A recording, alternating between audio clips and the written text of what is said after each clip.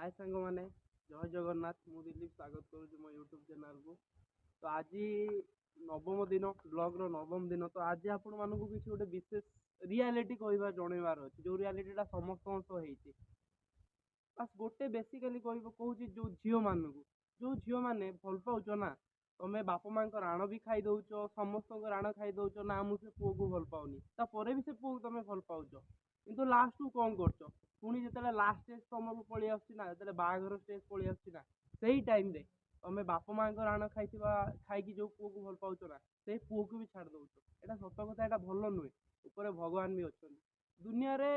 यहीटा fast नुहे बहुत 95% ही अच्छा। फ्रस्ट्रेसन कौच जी मादा चो झील तुम ये कम कर तुमर भी समय आसो जहाँ बाहा सार ना से सी जो तुम गांटा मार ना से तुम जहाँ भल पाओ तारी कथा चिंता कर तुम चिंता करूनो के पार